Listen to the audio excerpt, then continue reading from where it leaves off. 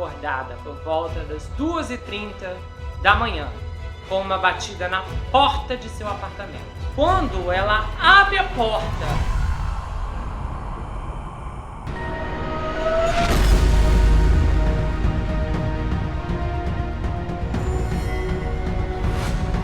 Ei pessoal, bem-vindos a esse canal, eu sou Gustavo Negreiro, seu psicanalista favorito, e hoje estamos em mais um episódio da série Na Mira. Pois é, hoje o episódio ele tem umas reviravoltas, então se prepare que a história hoje é muito boa e, é claro, eu gostaria de passar um recado muito especial pra você. Sabem pelo menos de quantas pessoas eu estou falando?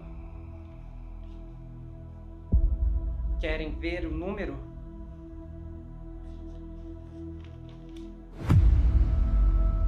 Ele está nos seguindo.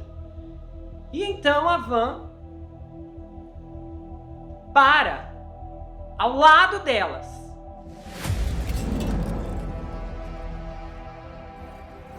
Nesse momento eu gostaria já de agradecer a Júlia Maria da Silva, que fez transferência pelo Pix. Eu agradeço muito e eu desejo que você possa ser retribuída ao máximo, de uma forma abundante. Lembrando que se você quiser conferir outras atrações, você encontra uma playlist super organizada também, que ali no primeiro comentário tem vários links, entre um deles está ali série Na Mira, ou você pode ir na página inicial e você encontra também tudo organizado ali, inclusive os outros episódios da série Na Mira. E a gente vai começar esse caso agora. Em um domingo comum, 5 de setembro de 1982, nos subúrbios de West Des Moines, em Iowa, Johnny Goss, de 12 anos, acordou, juntou suas coisas e saiu de casa por volta das 5h45 da manhã para entregar jornais. Ele se levantava antes do sol nascer todas as manhãs e entregava jornais em West James, que tinha uma população de 22 mil habitantes. O Johnny era um entregador de papel muito bom e nunca entregava um jornal atrasado. Só que naquela manhã, quando os pais do Johnny começaram a receber telefonemas de vizinhos perguntando o que havia acontecido com seus jornais, eles perceberam que algo estava errado. Os pais do Johnny, o John e a Noreen Goss, depois que receberam os telefonemas dos vizinhos, eles alertaram freneticamente a polícia local. No entanto, como não encontraram nenhum bilhete ou pedido de resgate, a polícia decidiu que o caso não era um sequestro e esperou 72 horas antes de declarar o desaparecimento do Johnny e então iniciar as buscas. Nesse meio tempo, o pai do Johnny, o John, começou a procurar o filho na vizinhança e encontrou a carroça de entrega do Johnny cheia de jornais. E isso a cerca de 1,5 quarteirão de distância da casa, onde a cadela da família Gretchen estava sentada ao lado da carroça, esperando o Johnny retornar. Esse foi o último vestígio do Johnny que seria encontrado. Em qualquer outra manhã típica, o Johnny acordava o pai para ajudar com a entrega de jornais. Mas por algum motivo desconhecido, naquela manhã o Johnny só levou a cadela da família, Gretchen, para sua rota de jornais matinais. Outros carregadores de jornais mais tarde relatariam ter visto o Johnny na entrega do papel pegando seus jornais. E esse seria o último avistamento do Johnny, que pode ter sido corroborado por várias testemunhas. Um vizinho chamado Mike relatou que havia observado o Johnny em uma situação onde basicamente ele estava conversando com um homem atarracado em um Ford azul de 2 tons com 2 portas e placas de Nebraska. O Mike não sabia o que foi discutido porque ele estava observando da janela do quarto, enquanto o Johnny voltava para casa.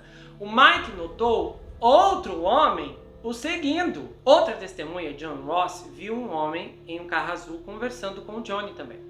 E ele achou que algo estava estranho ali. E ele olhou para a placa, mas não conseguia se lembrar do número dela.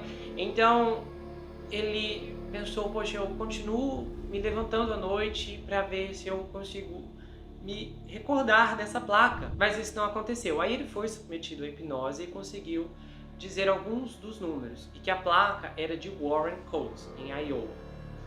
A Noreen, a mãe, em suas declarações públicas, ela criticou o que percebeu como um tempo de reação lento das autoridades e a política na época, em que seu filho não poderia ser classificado como uma pessoa desaparecida até que 72 horas se passaram.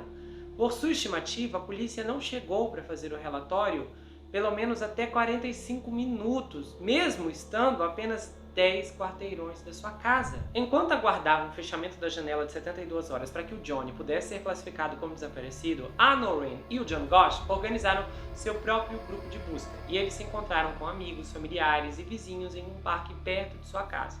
E de acordo com alguns, o então chefe da polícia, Orval Coney, apareceu no parque, pelo menos meio bêbado, e ficou em uma mesa de piquenique e gritou para a multidão através de um megafone para que todos fossem para casa e que o Johnny era apenas um garoto fugitivo. Inicialmente, a polícia chegou a essa conclusão, que é muito familiar nesses casos, de que o Johnny era um fugitivo, mas aí eles mudaram sua declaração depois e sugeriram que ele poderia ter sido sequestrado, mas não conseguiram estabelecer um motivo viável. A polícia encontrou poucas evidências e não prendeu nenhum suspeito em conexão com o caso.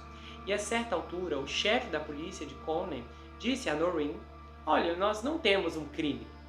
E ela respondeu: "Bom, e eu não tenho um filho." Aí o Coney começou a espalhar uma história pela cidade de que o Johnny não era o filho verdadeiro do casal, mas que ele havia sido adotado e por isso que ele fugiu, levando a Noreen a ter que provar publicamente que o Johnny era seu filho. E aí a certidão de nascimento dele foi publicado no jornal local. O desaparecimento do Johnny rapidamente ganhou as manchetes em todo o país, mas graças aos esforços de seus pais. Frustrados com a resposta lenta da aplicação da lei, o Johnny e a Noreen foram à televisão e distribuíram mais de 10 mil cartazes com a foto de seu filho. O Johnny foi um dos primeiros menores a serem mostrados ao lado de caixas de leite nos Estados Unidos, em um esforço para aumentar a conscientização sobre menores desaparecidos. Essa nota lateral de menores desaparecidos na caixa de leite durou mais ou menos 10 anos, de 80 ao início dos anos 90. Só que infelizmente nenhum dos menores que tiveram seus rostos estampados na caixa de leite foi encontrado, infelizmente. E os esforços maciços dos pais do Johnny garantiram que a notícia do seu sequestro fosse divulgada, só que isso também atraiu uma atenção indesejada na forma de gritos cruéis e pistas falsas. Alguns meses após o desaparecimento dele, em setembro de 82, a Noreen diz que seu filho foi visto em Oklahoma, quando um menino gritou para uma mulher pedindo ajuda antes de ser arrastado por 2 homens. Ao longo dos anos, vários investigadores particulares ajudaram o casal na busca por seu filho. Entre eles, Gene Hostin, um detetive aposentado da polícia de Nova York, e Todd Gerson, um chefe aposentado da filial do FBI em Los Angeles. Em 1984, a fotografia do Johnny apareceu ao lado da de Joanita Rafaela Esteves em caixas de leite por toda a América. Então, em 12 de agosto de 1984, Eugene Martin, outro jornaleiro da área de Des Moines, desapareceu em circunstâncias semelhantes. E ele desapareceu enquanto também entregava jornais no lado sul de Des Moines. As autoridades não conseguiram provar uma conexão entre os dois casos, mas a Noreen afirma que foi informada pessoalmente do sequestro com alguns meses de antecedência por um investigador particular que estava procurando seu filho. Ela foi informada de que o sequestro aconteceria no segundo fim de semana de agosto de 1984. Seria um jornaleiro do lado sul de Des Moines. Então, em 24 de março de 1986, um dia antes da Páscoa, um garoto de 13 anos disse à mãe que planejava caminhar até a casa de um amigo na rua. Mas ele nunca chegou à casa do vizinho e não foi visto desde então. No entanto, esses 2 casos de meninos desaparecidos pareciam semelhantes. A polícia nunca ligou os casos e eles também nunca foram resolvidos.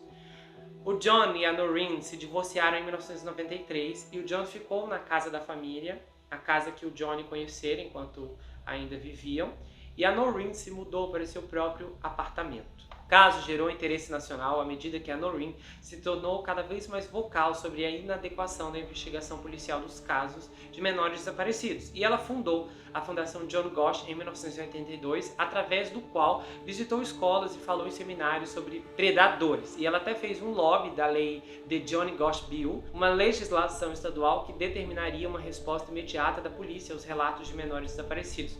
O projeto tornou-se lei em Iowa em 1984 e leis semelhantes ou idênticas foram posteriormente aprovadas no Missouri e em 7 outros estados.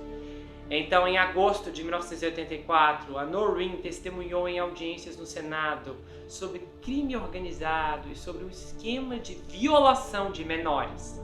E, é claro, o suposto papel desse esquema no sequestro de seu filho. Nesse momento, ela começou a receber ameaças fatais. E a Noreen e o John Walsh, que acabou se tornando uma celebridade posteriormente por causa do seu filho Adam Walsh, que desapareceu, testemunharam perante o Departamento de Justiça americano, que forneceu 10 milhões para estabelecer um Centro Nacional para menores desaparecidos e explorados.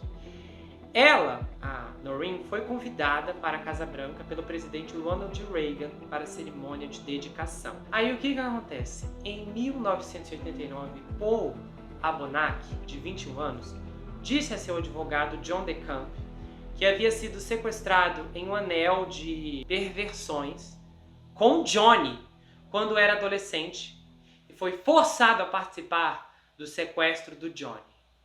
O John DeCamp encontrou-se com o Paul Abernathy e acreditou que ele estava dizendo a verdade. A Noreen mais tarde o conheceu e disse que ele lhe contou coisas que só poderia saber conversando com o filho dela. Ele disse que o Johnny tinha uma marca de nascença no peito, uma cicatriz na língua e uma cicatriz de queimadura na perna. Embora uma descrição da marca de nascença tenha sido amplamente divulgada, as informações sobre as cicatrizes não foram. Aí o Paul Abernathy também descreveu uma gagueira que o Johnny tinha quando estava chateado. Só que o FBI e a polícia local não acreditavam que o Paul era uma testemunha confiável e falaram: não, quer saber, a gente não vai te entrevistar. O Paul Abernathy acusou o ativista do Partido Republicano e empresário Larry E. King Jr., que também atuou como diretor do Franklin Credit Union em Omaha, no Nebraska, de administrar uma rede de, deixa eu amenizar as palavras aqui, de menores e vitimizá-los desde a tenra idade. Essa alegação incluía membros proeminentes das Forças Armadas, do mundo político e muito mais. Em 1990, um grande júri do condado se recusou a acusar Lawrence King, achando que as alegações eram uma farsa cuidadosamente elaborada do Paul Abernathy. Aí o Paul Abernathy e uma Alicia Owen foram indiciados por acusações de perjúrio. E um grande júri federal também se recusou a indiciar qualquer um por prostituição infantil, mas devolveram as acusações por perjúrio. Agora olha só, esse Lawrence King foi condenado por fraude relacionada à cooperativa de crédito. E ele foi acusado de saquear 40 milhões do banco e foi condenado a 15 anos de prisão. O banco foi fechado em novembro de 98, quando foi invadido pelo FBI, pelo IRS e várias outras instituições do governo. Ele foi libertado da prisão em abril de 2001. Em 27 de fevereiro de 1999, o Tribunal Distrital dos Estados Unidos, do Distrito de Nebraska, concedeu ao Paul Abernathy $1 milhão em danos compensatórios e punitivos. Aí o Abernathy processou aquele Larry King e não respondeu ao processo civil. Assim, uma sentença à revelia foi proferida contra o King, que cessou sua tentativa de apelação no início de 2000. E agora que a gente tem uma grande reviravolta nessa história, porque de acordo com a Noreen, em uma manhã de março de 1997, ela foi acordada por volta das 2h30 da manhã, com uma batida na porta de seu apartamento. Quando ela abre a porta, ela vê o Johnny, agora com 27 anos, acompanhado por um homem não identificado.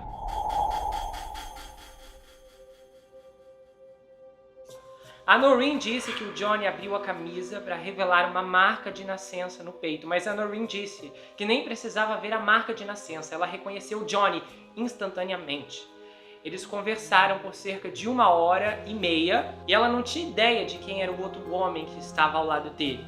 Mas Johnny olhava para esse homem para poder obter aprovação para falar. Ele não disse a ela onde estava morando ou para onde estava indo. E em uma entrevista em 2005, ela disse: na noite em que ele veio aqui, ele estava vestindo jeans e uma camisa e estava de casaco porque era março, estava frio e seu cabelo estava comprido, na altura dos ombros, e era reto e tingido de preto.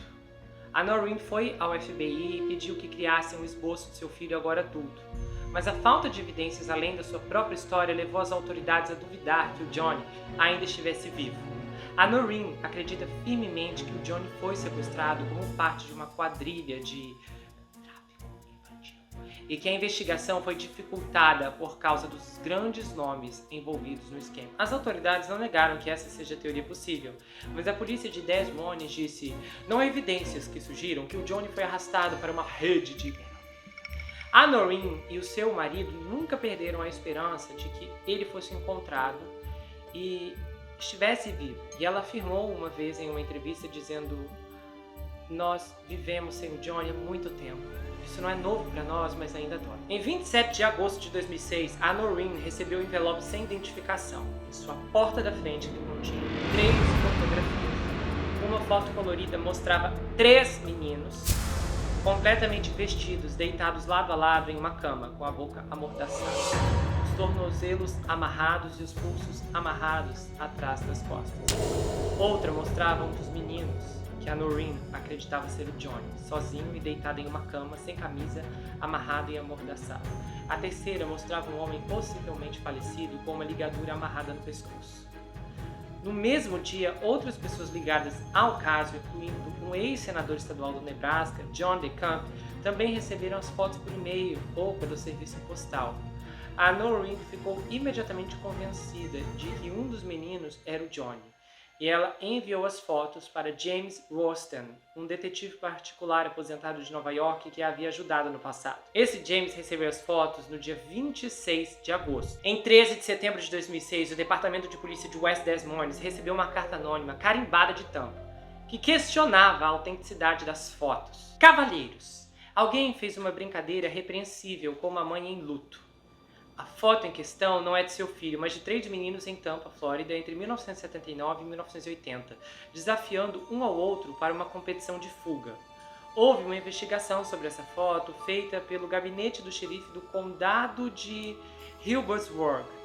Nenhuma acusação foi apresentada e nenhuma irregularidade foi estabelecida. O detetive principal do caso se chamava Zalva, e essa alegação deve ser fácil o suficiente para verificar. Essa carta levou as autoridades a Nilson Zalva, um investigador do gabinete do procurador do estado da Flórida, que lhes disse que as fotos eram, na verdade, de um caso que ele investigou entre 1978 e 1979. O Nelson era investigador do gabinete do xerife do condado de Hillsborough, quando as 2 fotos dos menores caíram em sua mesa por volta de 1979. Alguém, possivelmente um dos pais dos meninos, os encontrou e notificou a polícia, que iniciou uma investigação sobre suas origens, se algo sério havia acontecido. O Nelson Zalva conseguiu identificar os meninos nas fotos e explicou que foram levados por um homem do bairro que amarrou os garotos com o consentimento deles como parte de um concurso de fuga e prometeu fogos de artifício em troca. Isso tudo parece estranho, mas se a história for verdadeira, então é impossível que o menino na foto seja o Johnny Gosch. No entanto, a história do Nelson Zalva também foi contestada, pois ele foi forçado a admitir que as autoridades não conseguiram localizar um boletim de ocorrência, nem um registro referente ao caso, ou mesmo prova de que as fotos faziam parte de um caso tratado pelo gabinete do xerife do condado de Hillsborough. Até hoje, esses registros nunca foram encontrados. Então a história contada pelo Nelson Zalva e pelo autor da carta anônima não puderam ser confirmadas. Em 18 de outubro, o Nelson Zalva anunciou que estava usando as informações das cartas e aí conseguiu rastrear e entrevistar um dos meninos das fotos, que já era adulto. Aí durante a entrevista, que supostamente ocorreu em 16 de outubro, o homem confirmou novamente que as fotos foram tiradas consensualmente por um homem em seu bairro no norte do condado de Hillsborough. Aí a Noreen acusou o Nelson Zalva de mentir e revelou que tinha outra foto do filho para provar. Embora não tenha especificado onde ou como conseguiu, ela disse que não compartilhou a foto com a polícia porque não confiava na capacidade deles de investigá-la e que esperava receber mais fotos à medida que a sua própria investigação sobre o desaparecimento do Johnny progredisse. A Noreen, que há muito acredita que seu filho foi sequestrado por uma rede desses pervertidos organizada que marcava suas vítimas com um símbolo de balanço X, e esse símbolo foi mencionado pela primeira vez pelo Paul Bonac. Na segunda foto, que mostra um garoto solitário que a Noreen acredita ser o Johnny, alguém havia circulado uma leve marca em forma de X em seu braço. O pai do Johnny declarou publicamente que não tinha certeza se a tal visita que a Noreen recebeu do filho realmente ocorreu, só que a Noreen acredita que o filho está vivendo sob uma nova identidade e que ele não acredita que fosse seguro voltar para casa. E aí, a partir de 2016, esse aspecto do caso de Johnny permaneceu sem solução. O remetente nunca foi identificado, o menino na foto nunca foi confirmado como Johnny e o homem aparentemente falecido na terceira foto também permanece não identificado. O gabinete do xerife do condado de Hillsborough nunca encontrou os arquivos da investigação de 1979 sobre as fotos. Ok, esse caso é entupido de reviravoltas e a gente precisa começar a dizer aqui que, obviamente, tem alguma coisa muito, mas muito errada nessa história toda e é nesse momento que eu digo, eu não confio no governo. Você tem aqui uma série de eventos que não fazem o menor sentido, uma polícia que, eu não sei qual que era a metodologia, a cultura da época, ainda assim para mim é muito bizarro que as autoridades tivessem uma consciência de que um sequestro de um menor só poderia ser de fato protocolado depois de 72 horas. Sabe, as estatísticas são completamente contrárias a esse pensamento, já que as maiores chances de sobrevivência é de um resgate nas primeiras horas após o sequestro. Aí tem essas 3 fotos com esses meninos, que um deles era muito chamado de homem, mas pra mim parece ser um menor de alguma forma. E aí esse aqui não tá vivo, os outros não foram encontrados. Isso aqui, assim, é claramente tem algo, mas muito, muito errado, não faz o menor sentido. Essa história de que era uma brincadeira, de que o homem estranho do bairro chamou esses 3, os amordaçou. Quem acredita nisso? Isso não faz o menor sentido, nem naquela época onde era todo mundo inocente, que não tinha medo de sair na rua. Isso não faz o menor sentido. Ai, vem aqui, vocês 3, vamos amordaçar, tirar uma foto. Não, o papel das autoridades aqui, não tem evidências de que ele foi sequestrado para perversão de menores. O quê?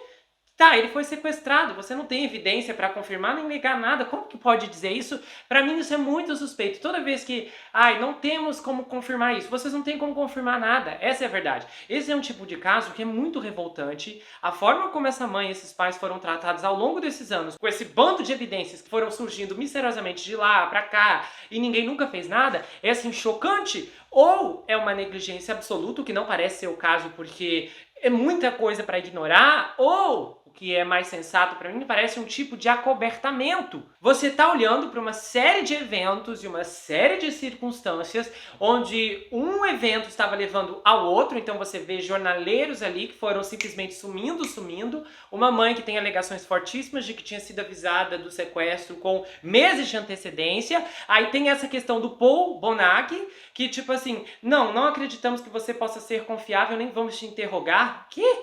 Como assim? Não faz sentido. Você interroga primeiro e você avalia se é confiável ou não. Só o fato de não quererem interrogarem aquele garoto já é um sinal, assim, é uma bandeira vermelha. Era pra sair todo mundo protestando. E aí você olha toda a situação e aí você vê uma complexidade desse tamanho, de perguntas que ninguém quer aparentemente responder, porque assim, esse Paul, se ele tem uma série de informações, o que custa ouvir o garoto pra depois dizer, olha, a gente avalia que isso aqui não é verdade, mas até porque o próprio júri que negou disse que eles consideravam uma história muito bem elaborada. Ou seja, se é muito bem elaborada, não era uma coisa que tinha furos. O FBI poderia ouvir, por que ninguém quis interrogar? Não faz o menor sentido, não tem cabimento. Esse sequestro aqui é mega estranho. O papel das autoridades, do xerife ir lá e gritar na praça, na frente de todo mundo, isso aqui tem uma cara de acobertamento e de gente grande, de gente poderosa. Eu acredito na alegação lá que ele fez, com não sei o que, do que ele era do Partido Republicano. Pra mim faz sentido, sim, faz sentido. Não é de hoje que há acusações desse nível, inclusive envolvendo celebridades. Eu vi um documentário há alguns meses que mostrava um esquema de quadros. Foi uma legislação, foi aprovada no Congresso americano para que facilitasse envio de quadros, especificamente quadros que era uma coisa de cultura e tradicionalismo, não sei o quê, e eram quadros muito, sei lá, de preservação, algo assim. E aí, no meio desses quadros, que são mais fáceis, que não precisa de vistoria, não sei o quê, que é em nome da cultura, rola muito tráfico. E aí, o que acontece? Muitas celebridades, assim, nomes como Meryl Streep, estão envolvidos constantemente nessas doações, e assim, é bizarro. Eu, assim, vou ser bem franco, eu não duvido de nada, porque assim, hoje em dia a gente vê que as revelações surgem. Vários atores caíram nos últimos anos com alegações violentíssimas. O caso mesmo do Jeffrey Epstein, que não é ator, mas assim, a quantidade de celebridades, de pessoas influentes que iam para a ilha dele é monstruosa. Gente que não tá na cadeia, gente que não pagou pelo que fez, mas sabemos que aconteceu muita coisa bizarra lá. E o mais chocante é que o Jeffrey Epstein, antes de ser descoberto, era uma teoria da conspiração. Eu lembro que quando eu era pequeno, mas pequeno mesmo, eu ouvia falar de um homem rico, poderoso, que tinha uma ilha particular e que pessoas, moças, eram levadas para lá, inclusive garotos também, e acontecia tudo de horrível com elas, e muita gente do governo estava envolvida e não sei o quê. E anos e anos e anos, teoria da conspiração, teoria da conspiração, teoria da conspiração, não acredite. E aí, de repente, pronto, descobriram que era verdade. Então a gente se pergunta o quanto essas teorias da conspiração são realmente teorias da conspiração. O caso do Jeffrey Epstein é um exemplo disso. O caso do Harvey Weinstein, de Hollywood, é um outro caso gritante. Quando as alegações dele explodiram em 2007, foi um choque, não sei o quê, só que acontece que já haviam muitas, mas muitos escândalos que não explodiam, na verdade, de alegações contra o Harvey, há muito tempo antes, e simplesmente nada acontecia, não haviam manchetes, ninguém em Hollywood ia atrás da história. E de repente, foram atrás da história. De repente, todo mundo apareceu, todo mundo apareceu, eles foram atrás, vamos relatar os testemunhos de vocês e jogar. Isso aconteceu de uma hora para outra, mas as alegações contra o Harvey aconteciam há décadas, e ninguém nunca fez nada. E era dito, teoria da conspiração, é não sei o quê, porque ele era muito ligado ao partido. Então, assim, não faz sentido quando você olha para uma série de questões que ano após ano, após ano, após ano, foi desmentido pela mídia, e aí simplesmente parte de algumas das alegações se tornam verdade, comprovada é verdade, não sei o quê, me too, vamos mudar tudo isso, mas no fim não muda nada.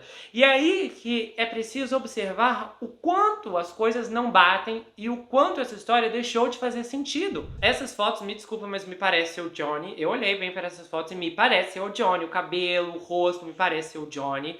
E eu acho que o fato das autoridades se recusarem a reconhecer isso só mostra que é alguma coisa muito, muito errada. Impediu que essa história fosse pra frente, fosse descoberta ou fosse bem investigada, porque isso aqui não há investigação. Quando a polícia fica batendo muito de frente com os pais que estão buscando por justiça ou estão buscando pelo seu filho desaparecido, há de se estranhar algo aí. Eu não posso afirmar que as alegações dessa mãe, que o Johnny bateu na porta dela, são 100% verdades, mas ela tem essa foto ali que ela disse que conseguiu do Johnny e me parece ser ele, realmente me parece, eu acredito plenamente que é o garoto. Então, assim, onde ela conseguiu essa foto? Eu não sei. Então, essa foto, que é uma prova contundente, e o fato dela não ter levado às autoridades é uma coisa assim que, à primeira instância, te chama muita atenção, porque, tá, se você não levar para as autoridades, ninguém faz nada. Mas, realmente, do que adianta levar para as autoridades se você não acredita que eles estão realmente tentando lhe ajudar? E esse outro homem lá, o Nelson, que apareceu com essa historinha, com os registros, isso ali é bizarro, porque você olha e se pergunta o quanto não sabemos, o quanto podemos enxergar e do quanto podemos estar dispostos a querer ver o que está bem na nossa frente, mas com uma ótica diferente. Mas se você olha sempre com a mesma ótica, você sempre será enganado. É por isso que é importante ter um lado crítico para tudo. Porque quando você se agarra em uma série de grupos, de circunstâncias ou pessoas, que você vai falar, não, realmente vou acreditar em tudo que ela diz 100%, você pode cair e tombar de cara e talvez nem conseguir se levantar, porque o tombo vai ser tão forte que vai te impactar de uma forma profunda e definitiva. E tudo vem acontecendo e vem passando às vezes diante dos nossos olhos, e é uma coincidência aqui, uma outra coincidência ali, tudo conectado, tudo assim, uma ponta amarrada à outra, e as pessoas, ai que coincidência, não é só coincidência. Chega num ponto que eu olho mesmo para algumas circunstâncias e falo, isso aqui não pode ser coincidência, porque a gente tem que realmente ser crítico. Há limites para coincidência. Não tem. Quando há uma série de circunstâncias que basicamente estavam acontecendo uma atrás da outra, você fala, isso aqui não pode ser simplesmente uma obra do acaso. E quando não tem obra do acaso, então tem mãos de homens por trás. Eu tenho uma convicção e plena certeza no meu coração. Se pessoas poderosas são responsáveis pelo que quer que tenha acontecido com esse garoto, as respostas que a Noreen espera nunca vão chegar.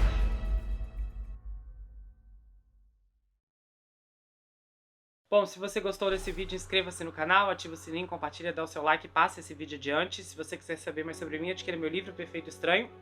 Já está disponível no meu site, você pode falar comigo pelo Instagram. Ele conta a história de um rapaz chamado Jack Wilber que se vê preso em uma terrível maldição hereditária enquanto precisa enfrentar um serial killer que está escondido em sua própria casa. O livro tem mais reviravoltas do que você consegue imaginar e o envio acontece para qualquer lugar do Brasil, quase qualquer lugar do mundo também. Vai autografado se você quiser, com um kit de marcadores e um pôster também. Você pode me seguir pelo Instagram, Gustavo N Psicanalista.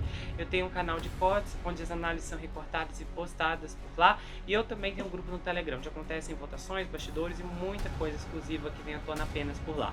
A gente se vê no próximo caso e não esqueça que aqui você sempre vai ter um amigo. Até mais, pessoal! Chris Hemsworth foi à procura de problemas e ele encontrou. Enquanto trabalhava em Sem Limites do National Geographic, sua nova série documental sobre o declínio natural que vem com o tempo e o envelhecimento, a estrela de Thor e Resgate passou por uma bateria de testes genéticos para ver o que e se é que algo o futuro poderia estar esperando por ele.